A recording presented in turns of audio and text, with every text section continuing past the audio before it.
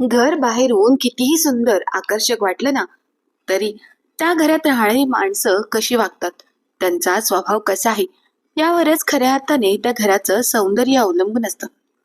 असंच कोकणात छोट्याशा खेडेगावात एक कौलारू घर होतं. बाहेरून ते घर अगदी साधं दिसत होतं. निसर्गाने नटलेल्या निसर्गरम्य ठिकाणी घर म्हणजे प्रत्येकाला तिथे राहण्याचा मोह व्हावा असं घर. काजू आणि आंब्याच्या बागेत त्याच्याच बाजूने वाहणारी नदी. पण त्या घराच्या आतमध्ये पैशावरून सतत कुरबुर सुरू असायची. मालतीताई स्वतःलाच त्या घराची खरी मालकीण समजत असत. त्यांचा ठाम विश्वास होता की आपल्या मुलाने कितीही पैसे कमावले तरी त्या पैशांवर पहिला हक्क आईचाच असतो. त्यांची मुलगी नमिता हे तत्व आणखी पुढे घेऊन गेली होती. तिच्यासाठी तिचा सौरभ दादा केवळ एक माणूस नसून एक चालते फिरते एटीएम मशीन होते. तिला नवीन कपडे, फोन किंवा मित्रमैत्रिणींसोबत पार्टी करायची असली तरी ती फक्त एकच वाक्य म्हणायची, दादा अमुक एक काम करायचं आहे. मग काय, तिचा सौरभ दादा लगेच पैसे काढून द्यायचा. पण सौरभ नमिताला कधीच उलट प्रश्न विचारायचा नाही. हे सगळं पाहून सौरभची बायको गायत्रीला अनेकदा वाईट वाटायचं, तरीही ती गप्प राहायची. गायत्रीचं लग्न होऊन त्या घरात येऊन तिला 2 वर्ष झाली होती आणि गायत्रीला घरात शांतता टिकून ठेवायची होती. पण हळूहळू गायत्रीला जाणवू लागलं की तिच्या शांततेचा अर्थ कमजोरी असा घेतला जात आहे. एके दिवशी दुपारी गायत्री तिच्या ऑफिसचं काम करत होती, तेव्हा दारावरची बेल वाजली. गायत्री तिचं काम बाजूला ठेवून दरवाजा उघडायला गेली आणि दरवाजा उघडला तर दरवाजा बाहेर डिलिव्हरी बॉय उभा होता. गायत्रीला पाहून तो म्हणाला, मॅडम पार्सल आहे, 5,000 रुपये ऑनलाईन पेमेंट करताय की कॅश देताय? गायत्रीची नणंद नमिता हे सर्व पाहत होती. ती मुद्दाम पुढे आली नाही. वहिनीने आपल्या पार्सलचे पैसे दिले तर आपल्याकडे असणारे पैसे वाचतील असा नमिता विचार करत होती. ही गोष्ट गायत्रीच्या लक्षात आली होती, पण तिने आरडाओरडा न करता गायत्रीने तिच्या पर्समधून 5,000 रुपये काढून डिलिव्हरी बॉयला दिले. त्यावेळी गायत्रीला आपल्या नंदेला नमिताला दुखवायचं नव्हतं म्हणून ती काही बोलली नाही, गप्पच राहिली. पण जेव्हा सौरभ घरी आला तेव्हा मालतीताईंनी आधीच एक गोष्ट तयार करून ठेवली होती. सौरभला चहा देताना मालतीताई म्हणाल्या, बाळा आज गायत्रीने माझं मन जिंकलं. नमिताला बूट आवडले म्हणून गायत्रीने स्वतः पैसे देऊन ते भेट म्हणून नमिताला दिले. सासूबाईंचे असे बोलणे ऐकून गायत्रीला आश्चर्य वाटले. ती काही बोलण्याआधीच सौरभ हसून म्हणाला, खरंच गायत्री धन्यवाद, तू माझ्या बहिणीची खूप काळजी घेतेस. गायत्री गप्प राहिली, पण त्या रात्री तिला झोप लागली नाही. तिने तिचा मोबाईल उचलला आणि गेल्या काही महिन्यांचे हिशोब पाहू लागली. ऑनलाईन शॉपिंग, रेस्टॉरंटची बिले, नमिताच्या पार्टीचा खर्च, नवीन कपडे, सौरभचे व्यसन. नमिता नेहमी ओळखीच्या दुकानात जायची आणि मनाला वाटेल तशी शॉपिंग करायची आणि त्या शॉपिंगचे बिल मात्र सौरभला द्यावे लागेल. गायत्रीने एक दीर्घ श्वास घेतला आणि छताकडे बघत विचार केला, जर मी अशीच गप्प राहिले तर हे आयुष्यभर असंच चालू राहील आणि जर मी सौरभला त्याच्या बहिणीवर काही निर्बंध घालायला सांगितले तर तो मलाच दोष देईल. त्यामुळे आता मलाच असं काहीतरी करावंच लागेल की काठीही मोडणार नाही आणि साप देखील मरेल. असा विचार करून गायत्रीने ती रात्र तशीच विचार करण्यात घालवली. काही दिवस असेच निघून गेले. एक दिवस रविवारची संध्याकाळ होती. सौरभ हॉलमध्ये कोणते तरी पुस्तक घेऊन टेबलासमोर बसून वाचत होता. तेव्हा नमिता घाईघाईने आत आली आणि म्हणाली, दादा माझी मैत्रीण सुप्रियाचं लग्न आहे. सौरभ आज पहिल्यांदा बोलणार होता. नमिता आर्थिक अडचण आहे त्यामुळे तू शॉपिंग करू नकोस, तुझ्याकडे असलेला एखादा चांगला ड्रेस घाल. पण तेवढ्यात गायत्री पुढे आली आणि सौरभचं क्रेडिट कार्ड नमिताच्या हातात देत म्हणाली, नमिता तुझ्या मैत्रिणीचं लग्न आहे ना, मग तुझ्या मनाप्रमाणे शॉपिंग व्हायलाच हवी. तुला आवडेल असे कपडे घे. चक्क वहिनीने आपल्या हातात दादाचं क्रेडिट कार्ड दिल्याबरोबर नमिताला थोडं आश्चर्य वाटलं. असे असले तरी दादाचा क्रेडिट कार्ड मिळाला याचा आनंद व्यक्त करायला नमिता विसरली नाही.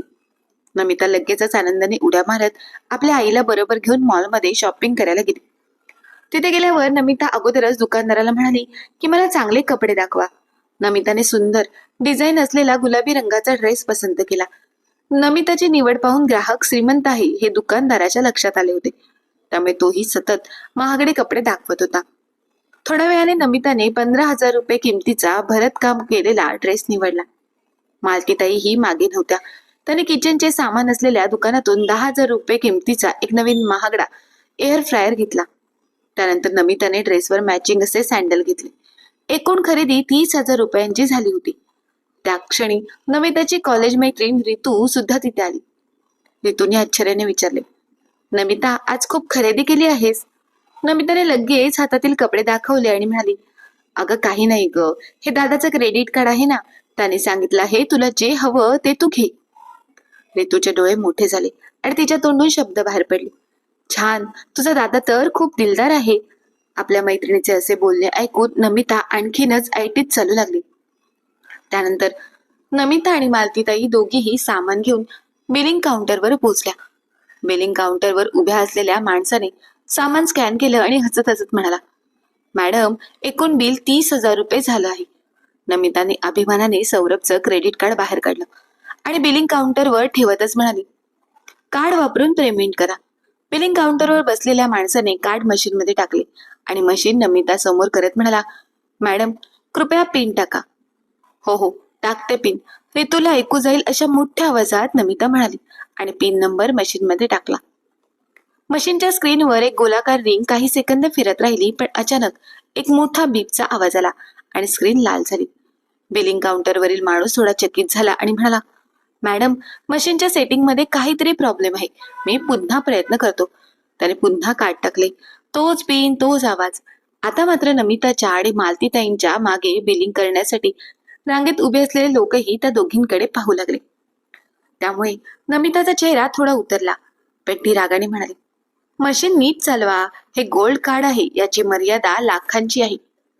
बिलिंग काउंटरवर उभ्या असलेल्या माणसाने तिसऱ्यांदा प्रयत्न केला. त्यावेळी त्या मशीनमधून एक स्लिप बाहेर आली, ज्यावर स्पष्टपणे लिहिले होते, मर्यादा संपली आहे. बिलिंग काउंटरवरील माणसाचा सूर बदलला, मॅडम, कार्डवर आवश्यक लिमिट नाहीये, पेमेंट होत नाहीये. रितूने भुवया उंचावून विचारले, काय झालं नमिता? नमिता म्हणाली, कदाचित नेटवर्क प्रॉब्लेम असेल. नमिताच्या मागे उभे असलेला एक माणूस हसून म्हणाला, मॅडम, हा नेटवर्क प्रॉब्लेम नाहीये, बॅलन्स संपला आहे. लोक हळूहळू हसायला लागले. नमिताचा चेहरा लाल झाला. मालतीताईंना काळजी वाटू लागली, म्हणून त्या स्वतः पुढे येत त्या बिलिंग काउंटरवरील माणसाला म्हणाल्या, अरे बाळा, पुन्हा प्रयत्न कर ना. तो माणूस म्हणाला, मॅडम, मी आधीच 3 वेळा प्रयत्न केला आहे, कार्डचं लिमिट संपलं आहे. हे ऐकताच रितू हळूच टोमणा मारत म्हणाली, काय नमिता, मशीन खराब झाली आहे का? मैत्रिणीचा असा टोमणा ऐकताच नमिता मोठ्याने ओरडली, वहिनीने मला दादाचं कोणतं कार्ड दिलं आहे? त्याने तर कोणतंच काम होत नाहीये. तेवढ्यात नमिताच्या आईने मालतीताईंनी हळूच तिच्या कानात सांगितलं, तू अशी का वागत आहेस? सर्व लोक आपल्याकडे बघत आहेत. तुला स्वतःचा तमाशा करून घ्यायचा आहे का? मग गपचूप मालतीताईंनी स्वतःकडे असणारे पैसे देऊन बिल भरले आणि दोघीही घरी आल्या. बहिणीचा आणि आईचा रागावलेला चेहरा पाहून अमित काहीतरी बोलणार, तेवढ्यात गायत्रीच्या लक्षात आले की आपण सौरभचं जे क्रेडिट कार्ड नमिताला दिलं होतं त्यामुळे मायलेकींची फजिती झालेली दिसते. म्हणून गायत्री अगदी हळू आवाजात नमिताला म्हणाली, ताई, काय झालं आहे? नमिता रागाने म्हणाली, काय होणार आहे? 30,000 रुपयांचं बिल झालं आणि कार्ड सारखं सारखं रिड्यूस होत होतं. गायत्री खोट्या काळजीने म्हणाली, हाय राम, मला आत्ता आठवलं. सौरभ, तुला याबद्दल माहित नाही का? गायत्री काहीतरी खेळ खेळत आहे हे सौरभला समजले, म्हणून तो गप्प राहिला. गायत्री पुढे म्हणाली, सरकारने एक नवीन नियम काढला आहे. कमी उत्पन्न असलेले लोक जे अचानक खूप खरेदी करतात त्यांचे कार्ड सुरक्षेच्या कारणास्तव काढून घेतले जातात. कदाचित बँकेला वाटलं असेल की कार्ड चोरीला गेलं आहे. बाजूलाच उभ्या असलेल्या मालतीताई ओरडल्या, कमी उत्पन्न म्हणजे काय? आमचा मुलगा गरीब नाही. गायत्री शांत आवाजात म्हणाली, आई, बँकेला कसं कळेल? त्यांना वाटलं असेल की एखाद्या मध्यमवर्गीय माणूस अचानक 30,000 रुपयांची खरेदी करत आहे. नमिताचा राग लाजेत बदलला. तिला समजलं की वहिनी आईला आणि मलाच टोमणे मारत आहे. पण आता रागवून किंवा गायत्री वहिनीला बोलून काहीच उपयोग नाही हे नमिता जाणून होती. कारण खरेदी केल्यानंतर बिलिंग काउंटरवर कशी फजिती झाली होती ती नमिताच्या मैत्रिणीसह तिथे उपस्थित सर्व लोकांनी पाहिली होती. आता काही करून तिथे सर्व लोकांसमोर झालेला अपमान पुसला जाऊ शकत नाही किंवा त्याचा बदला घेऊन सुद्धा काहीच उपयोग झाला नसता. म्हणून नमिता शांत झाली. ती फक्त एवढंच म्हणाली, वहिनी, माझ्या मैत्रिणींसमोर त्या कार्डमुळे जो अपमान झाला ते करण्यामागे तुझा खूप मोठा हात होता. पण असं वागून तू चांगलं केलं नाहीस. देव तुला तुझ्या कर्माची शिक्षा नक्कीच देईल. वहिनी, तुम्ही मुद्दाम कार्ड लिमिट कमी केली नाही का? जेव्हा तुम्ही स्वतः कार्ड काढून माझ्या हातात दिलत ना, तेव्हाच मला समजायला हवं होतं. तुम्ही इतक्या चांगल्या नाहीत. तुमच्या मनात असा विचार आला असेल की मी तुमच्या नवऱ्याचे पैसे लुटत असेल, पण एक गोष्ट नीट ऐका, तुमचा नवरा माझा देखील दादा आहे. गायत्री निरागस चेहऱ्याने म्हणाली. मी असं का करेन? मालतीताई उपहासाने म्हणाल्या. सुनबाई, तू खूप हुशारी दाखवत आहेस. मॉलमध्ये तू आमच्याकडून काय काय खोड्या करून घेतल्यास. सगळे आमच्याकडे असे बघत होते जणू काही भिकाऱ्याच्या घरातून आलो आहोत. हे सगळं करताना तुझ्या मनात आमच्या सन्मानाचा थोडा देखील विचार नाही का? सगळे आमच्याकडे शांतपणे बघत होते. नमिता मोठ्याने बोलायला लागली. संपूर्ण मॉलमधील लोक आमच्याकडे बघत होते. मशीन पुन्हा पुन्हा कार्ड नाकारत होती.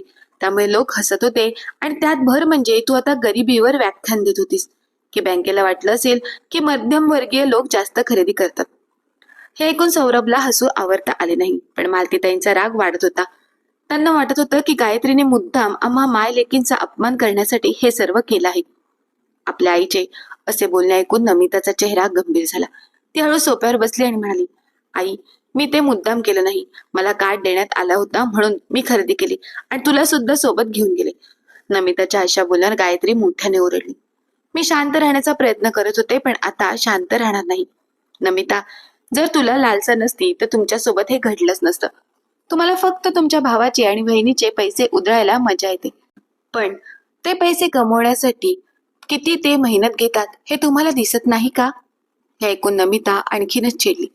बहिणी, तू आम्हाला लालची म्हणतेस? गायत्री म्हणाली. तू हजारो रुपयांचे शूज मागवतेस, वेगवेगळ्या ठिकाणी जाऊन शॉपिंग करतेस, ते सुद्धा नेहमीच भावाच्या पैशातून. एवढा खर्च करतेस, याला लालसा नाही म्हणायची तर मग काय म्हणायचं? नमिता शांत झाली. सौरभ आतापर्यंत शांत होता, पण त्याच्या चेहऱ्यावर विचार स्पष्ट दिसत होता. मग मालतीताई म्हणाल्या, आणि तुम्ही माझ्याकडून जे पैसे खर्च करून घेतले त्याचं काय? तू तुझ्या नवऱ्याचे पैसे वाचवत आहेस हे मला थेट का नाही सांगितलंस? गायत्री साध्या शब्दात म्हणाली. आई, हो, ते पैसे सुद्धा सौरभचेच होते, जे तुम्ही इतकी वर्ष लपून ठेवले होते. गायत्रीच्या अशा बोलण्याने खोलीत पूर्ण शांतता पसरली. सौरभ पहिल्यांदाच म्हणाला, गायत्री बरोबर बोलत आहे. मलाही अनेकदा प्रश्न पडायचा की तू हे पैसे कुठून वाचवत आहेस. मालती घाबरल्या. मी ते स्वतःसाठी वाचवले होते. गायत्री लगेच म्हणाली, आणि मी सुद्धा ते स्वतःसाठीच वाचवले होते. ते 5,000 रुपये जे नमिताताईंच्या बुटामध्ये गेले होते. आता सौरभची नजर गायत्रीच्या प्रत्येक बोलण्यावर होती. त्यामुळे आता सौरभलाही जाणवलं की आपली आई आणि बहीण आपल्याला लुटण्याची एक संधीही सोडत नाही. एवढं घडून सुद्धा नमिता काहीही मान्य करायला तयार होती. दादा, तू वहिनीला काही बोलणार की नाही? दादा, तू देखील वहिनीच्या बोलण्यात येऊन आम्हाला चोर आणि लोभी म्हणत आहेस? सौरभने एक दीर्घ श्वास घेतला. नमिता, गायत्री काहीच चुकीचं बोलत नाही. सौरभचे असे बोलणे ऐकून नमिता आणि मालतीताईंना दोघींनाही धक्का बसला. सौरभ पुढे म्हणाला, तुमचं काय म्हणणं आहे? आणि घर खर्चासाठी एवढा का पैसा लागतो? आणि मी का कसा बुडत चाललो होतो हे मला समजलं आहे. नमिता रागाने म्हणाली. दादा, तू सुद्धा वहिनीने केलेल्या गोंधळात अडकला आहेस. सौरभ शांत आवाजात म्हणाला, मी आता कोणत्याही गोंधळात अडकलेलो नाही. मी सत्याच्या बाजूने आहे. आता वातावरण पूर्णपणे बदललं होतं. मालतीताई पहिल्यांदाच थोड्या नरम पडल्या. मग आता सुनबाईला काय करायचं आहे? गायत्री हळूच म्हणाली, मला फक्त एवढंच हवं आहे की या घरात सगळे समान असावेत. नमिता टोमणा मारत म्हणाली, तुमचं काय म्हणणं आहे? गायत्री म्हणाली, आतापासून प्रत्येक खर्चाचा हिशोब ठेवला जाईल आणि प्रत्येकाला आपली जबाबदारी वाटून दिली जाईल. सौरभ हसला. अगं गायत्री, आता मजा येईल. आता सर्वांना समजेल पैसे कमवायला किती कष्ट करावे लागतात आणि स्वतः कमवलेले पैसे खिशातून गेल्यावर किती वाईट वाटतं. दुसऱ्याचे पैसे उधळणं खूप सोपं असतं. गायत्रीने पुढे म्हणाली, ताई, जर तुम्हाला खरेदीला जायचं असेल तर जा, खरेदी करा, पण त्यावर पैसे उधळू नकोस. हे ऐकून नमिताचा चेहरा पडला. त्यानंतर गायत्री मालतीताईंना म्हणाली, आई, या वयात तुम्ही पैसे कमावत असे आम्हाला मुळीच वाटत नाही. तरी सुद्धा तुम्हाला पैसे वाचवायचे असतील तर वाचवा, पण ते उघडपणे वाचवा, गपचूप नाही. मालतीताईंची नजर गायत्रीवर खेळली. खोलीत काही क्षण शांतता पसरली. मग अचानक नमिता रडू लागली. दादा, मी इतकी चुकीची आहे का? सौरभ हळू आवाजात म्हणाला, तो चुकीची नाहीस, फक्त तुझ्या सवयी बिघडलेल्या आहेत आणि चुकीच्या सवयी सुधारण्यासाठी कधी कधी असा धक्का आवश्यक असतो. आता नमिता हळू आवाजात म्हणाली, वहिनी, मी खरंच खूप वेळा दादाकडून हट्ट करून पैसे घ्यायचे. मी खरंच खूप खर्च करायचे, नाही का?